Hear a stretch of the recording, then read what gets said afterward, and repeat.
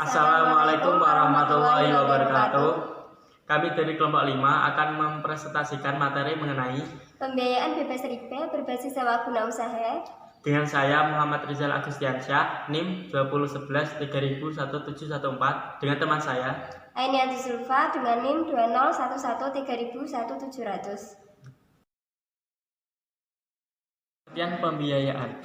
Pembiayaan secara luas berarti financing atau pembelanjaan, yaitu pendanaan yang dikeluarkan untuk mendukung investasi yang telah direncanakan, baik dilakukan sendiri maupun dilakukan oleh orang lain.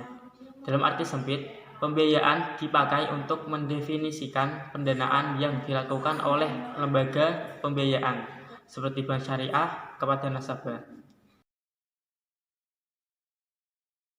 Sewa guna usaha. Sewa guna usaha adalah kegiatan pembiayaan dalam bentuk penyediaan barang modal, baik secara sewa guna usaha dengan hak opsi atau financial lease, maupun sewa guna usaha tanpa hak opsi atau operating lease untuk digunakan oleh penyewa guna usaha selama jangka waktu tertentu, berdasarkan pembayaran secara berkala. Teknik pembiayaan leasing dibagi dalam dua jenis transaksi leasing, yaitu finance lease dan operating lease. Di Indonesia, yang umum dilakukan dan diterapkan pada perusahaan pembiayaan adalah financial lease. Operating lease merupakan suatu proses penyewa suatu barang untuk mendapatkan hanya manfaat barang yang disewa, sedangkan barangnya itu sendiri tetap merupakan milik pihak pemberi sewa. Sewa jenis ini berpadanan dengan konsep ijarah dalam Islam yang secara hukum Islam diperbolehkan. Kemudian, ciri yang menonjol pada operating lease adalah sebagai berikut. Yang pertama, perusahaan leasing sebagai pemilik barang modal. Yang kedua, jangka waktu perjanjian umumnya singkat. Yang ketiga, perusahaan leasing menanggung resiko ekonomis dan pemeliharaan objek leasing. Yang keempat, penyewa secara berkala membayar kepada lessor sejumlah tertentu, tetapi tidak seluruh biaya diperbolehkan atas objek leasing. Yang kelima, jumlah keseluruhan cicilan lebih kecil dari harga pembelian. Yang keenam, penyewa harus mengembalikan objek leasing pada akhir periode.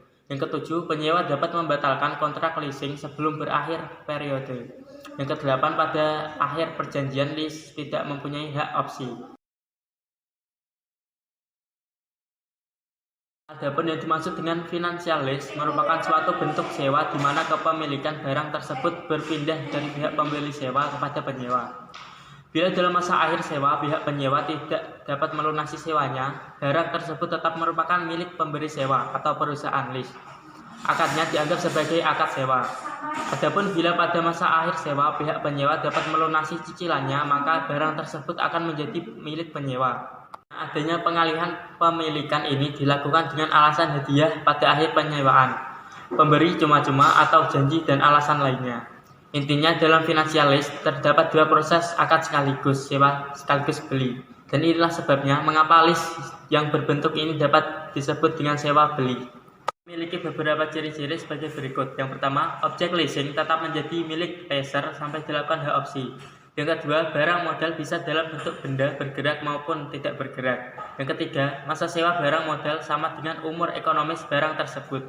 Yang keempat, leaser tidak bisa mengakhiri kontrak secara sepihak. Yang kelima, resiko ekonomis yang terjadi ditanggung oleh pihak lease.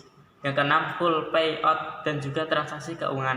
Yang ketujuh, yaitu disertai dengan hak opsi beli yang disesuaikan dengan nilai sisa dari barang yang disewa guna usahakan. Yang kedelapan, lessor tidak boleh melakukan penyusutan atas barang modal. Selanjutnya adalah prinsip operasional usaha leasing syariah. Usaha leasing syariah dilakukan berdasarkan akad ijarah dan akad ijarah mutahiyah bitamlik.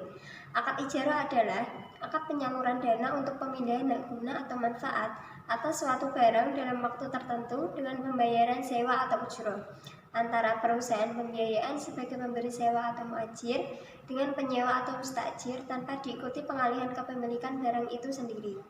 Ijarah mutahiyah bitamlik adalah akad penyaluran dana untuk pemindahan hak guna atau manfaat atas suatu barang dalam waktu tertentu dengan pembayaran sewa atau ujroh antara perusahaan pembiayaan sebagai pemberi sewa atau muajir dengan penyewa atau mustajir, disertai opsi pemindahan hak milik atas barang tersebut kepada penyewa setelah selesai masa sewa.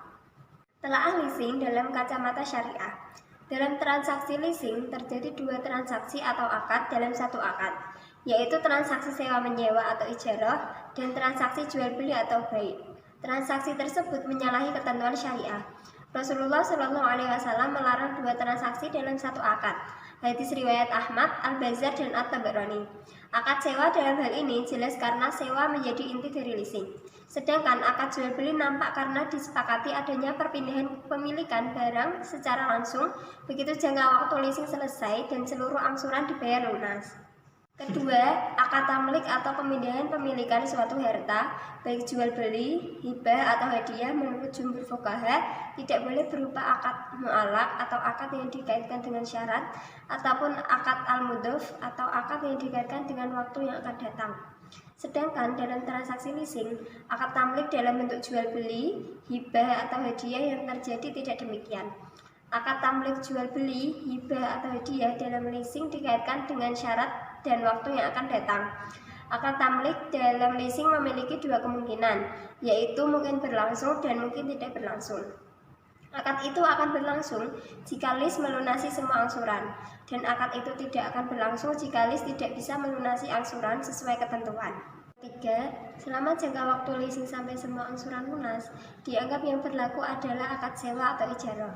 Menurut ketentuan syariah, konsekuensi akad ijarah selama jangka waktu sewa atau leasing, kendaraan tersebut adalah milik lessor atau bank atau lembaga pembiayaan. Faktanya bahwa STNK dan PPKB atas nama lease artinya milik lease. Konsekuensinya akad ijarah lainnya adalah kendaraan tersebut milik lessor, maka berada dalam tanggungan lessor. Artinya biaya yang harus dikeluarkan selama jangka waktu leasing yang bukan merupakan biaya operasional merupakan tanggung jawab lessor. Misalnya hilang karena dicuri. Sedangkan biaya operasional misalnya ganti oli menjadi tanggungan lease. Dalam akad leasing, semua risiko dan biaya menjadi tanggungan lease. Yang demikian menyalahi ketentuan syariah. Lessor akan menarik kendaraan dari lease jika tidak sanggup membayar angsuran. Alasannya, yang berlangsung adalah akad sewa. 4. Adanya denda jika terlambat membayar angsuran. Dalam masalah ini, angsuran dalam akad leasing sesuai dengan peraturan yang ada statusnya sebagai pembayaran sewa bulanan. Namun, dalam praktek umumnya, angsuran itu dianggap sebagai angsuran harga pembeli secara kredit. Jika dianggap sebagai angsuran pembeli secara kredit, maka merupakan utang atau dain. Denda keterlambatan angsuran merupakan tambahan pembayaran dain karena terdapat tambahan atau perpanjangan tempo pembayaran. Ini salah satu riba nasiah. Ketika dianggap sesuai peraturan perundang-undangan yaitu sebagai pembayaran sewa bulanan. 5. Masalah penarikan barang yang di-lease dari lease ketika lease tidak mampu membayar sesuai ketentuan. Adapun uang sewa yang dibayarkan di muka kontrak sewa menyewa secara syar'i adalah boleh. Namun uang muka itu uang sewa buat jangka ketika kapan? Lantaran setiap bulannya lease masih membayar angsuran sampai lunas. Angsuran itu dipercaya sebagai uang sewa. Yang keenam, akad leasing memuat konvensi bahwa lessor sepakat untuk mengadakan barang setelah itu disewakan kepada lease. Itu membuktikan bahwa ketika melangsungkan akad leasing, lessor sebenarnya belum memiliki lebih barang tersebut. Selanjutnya adalah keuntungan sewa guna usaha. Perjanjian sewa guna usaha mengalami perkembangan yang cukup pesat karena memiliki keuntungan-keuntungan sebagai berikut.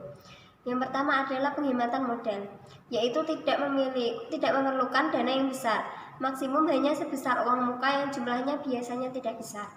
Hal ini merupakan penghematan modal bagi pihak penyewa sehingga penyewa dapat menggunakan modal yang tersedia untuk keperluan lainnya. Karena sewa guna usaha umumnya membiayai 100% barang modal yang dibutuhkan. Yang kedua adalah menghindari resiko kepemilikan seperti kerusakan, keuangan, perubahan kondisi ekonomi, dan kemerosotan fisik dari aktiva tetap yang ingin dimiliki. Semua resiko ini dapat dihindari jika aktiva tersebut diperoleh dengan perjanjian sewa guna usaha. Yang ketiga yaitu fleksibilitas, meliputi inovasi dan perubahan teknologi, struktur kontraknya, besarnya pembayaran, maupun jangka waktu pembayaran. Yang keempat, sewa guna usaha sesuai dengan kebutuhannya dapat dibukukan dengan on atau off balance sheet. Di Indonesia, untuk keperluan perhitungan pajak menggunakan off balance sheet. Yang kelima, hubungan bisnis yang berkelanjutan antara pihak lease dan lessor selama periode waktu yang telah ditentukan. Sewa guna usaha.